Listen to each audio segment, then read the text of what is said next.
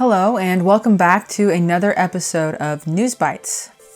This week's newsletter is called Prepare for Shifting Ground, and it's on Luke 22, 35 through 71. Let's get started. From Eliyahu. Shalom, friends. Feeling the ground shifting under your feet can be a very scary feeling. I've been through a few fairly small tremors at times, and I remember wondering what would happen next. In those cases, fortunately, nothing too overwhelming did happen next. It was really more scary when I was on the phone having a normal conversation with a family member in California. Suddenly, there was an alarmed voice on the other end of the phone, announcing that the house was shaking. Hey, you there? Abruptly, the phone went dead. In the end, it turned out all right. Just another reminder of how quickly normal life can be rudely interrupted by the threat of imminent danger. There's another kind of quaking and shifting that can be even more disquieting. At this moment, while writing the previous line, a friend who doesn't know what I'm writing says, "I've always got weird stuff I've got to deal with." I couldn't put it better myself. A lot of us feel that way. Too much change too often is irritating and disconcerting. Yet it seems to be coming at each of us in an unending stream of microshocks. It gives one the feeling of constant tremors in our lives, coming to each of us like shifting ground under our feet. The shifting ground in this case is not the actual ground though. It is modern human society, shaking and quaking everywhere. Weird science, weird weather, strange health problems, a lot of strange people, the fragile economy, crazy politics, world tensions between nations, shifting societal norms, shaking everywhere. What does all of this change actually mean? Take the specter of ever-present corruption and scandal, for example. We get numb to it after a while, but should we? Maybe it means something. Consider this, for example.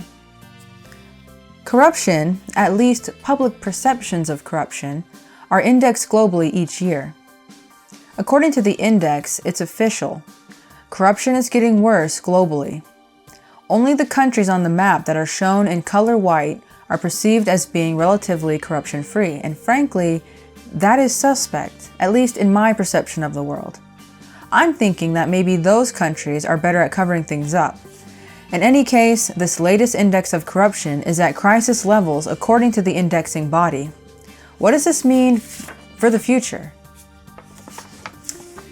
Corruption weakens democracy.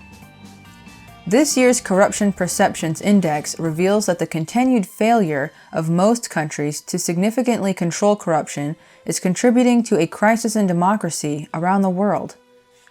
The index, which ranks 180 countries and territories by their perceived levels of public sector corruption, according to experts and business people, uses a scale of 0 to 100, where 0 is highly corrupt and 100 is very clean.